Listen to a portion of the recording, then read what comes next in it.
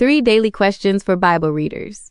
Question 1. What did Christ accomplish through his resurrection as his continuation? According to Isaiah chapter 53, verse 11, Christ will see the fruit of the travail of his soul, and he will be satisfied. This fruit refers to the many accomplishments of his resurrection. The pneumatic Christ.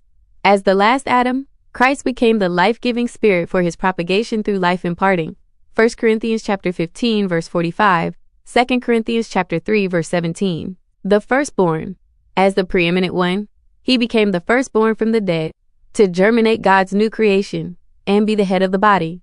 Colossians chapter 1, verse 18, Revelation chapter 1, verse 5a. The prototype for many sons. As the God-man, he was begotten by God in his humanity. Acts chapter 13, verse 33, to be the firstborn son of God, a model for conforming many sons to his image. Romans chapter 8, verse 29. Resurrection life for regeneration. As the resurrection life. John chapter 11, verse 25. Christ regenerated all his believers. 1 Peter chapter 1, verse 3, making them his brothers and sons of God. Hebrews chapter 2, verses 10 to 12. John chapter 20, verse 17. These believers are now members of God's household and his precious inheritance. Ephesians chapter 2, verse 19. Galatians chapter 6, verse 10. Ephesians chapter 1, verse 11. The many grains. As the one grain of wheat, Christ became the many grains. John chapter 12, verse 24, which are his increase and the components of the one bread, the church. 1 Corinthians chapter 10, verse 17. Ephesians chapter 1, verses 22 to 23. The corporate seed. Through his life-releasing death and life-imparting resurrection, Christ produced a corporate seed from the travail of his soul, which he saw and was satisfied with. Isaiah chapter 53, verses 10 to 11. The resurrected Christ in the new man. As the life of the believers, the resurrected Christ is all the members and in all the members of the new man. Colossians chapter 3, verses 10 to 11. Question 2.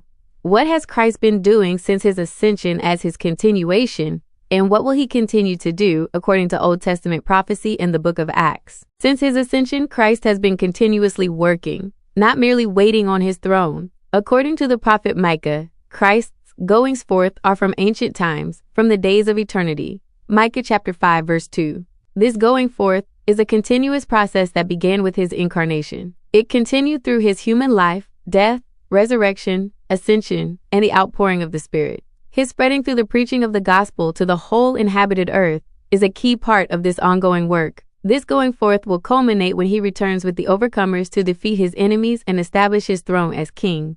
Joel chapter 3, verse 11. Revelation chapter 19, verses 19 to 20, 20, 2 to 3.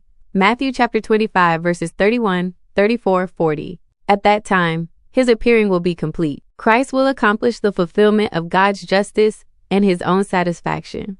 Isaiah chapter 42, verse 4 prophesies that Christ will not be discouraged until he has established justice in the earth. To establish justice means to establish God's salvation, which has a judicial aspect, justification, and an organic aspect, the impartation of life. Christ will return only after this salvation has been fully established on earth. Isaiah chapter 53, verse 10 also prophesies that Christ will see a seed and extend his days, and the pleasure of Jehovah will prosper in his hand. The seed is the corporate church, his body, produced from his death and resurrection. John chapter 12, verse 24, 1 Peter chapter 1, verse 3. As the resurrected life-giver, Christ produces this seed for the building up of his body. To extend his days means Christ is living in his believers, and his body is his extension.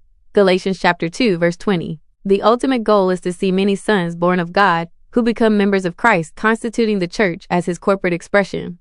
Question 3. What is the greatest prophecy in the Bible that Christ wants to accomplish in this age? What Christ wants to accomplish in this age is the building of the church. In Matthew chapter 16, verse 18, the Lord Jesus made a great prophecy. I will build my church. Nearly 20 centuries have passed, and this prophecy has not yet been fully fulfilled. Many Christians believe the prophecy was at least partly fulfilled on the day of Pentecost, but the full realization is still to come. The unfulfilled aspects of this prophecy include the building up the church in a specific way. Ephesians chapter 4, verses 13 to 16. The Apostle Paul continued this prophecy, and the saints, including Paul, we're pressing on to arrive at three things that have not yet been fully achieved: the oneness of the faith, and of the full knowledge of the Son of God, a full-grown man, and the measure of the stature of the fullness of Christ. Another unfulfilled aspect is the preparation of Christ's bride.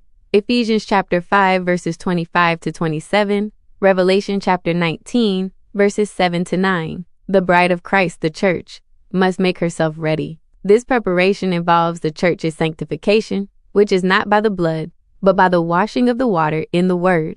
Ephesians chapter 5, verse 26. This living word contains living water that washes away the church's dirt, spots, and wrinkles. Ephesians chapter 5, verse 27.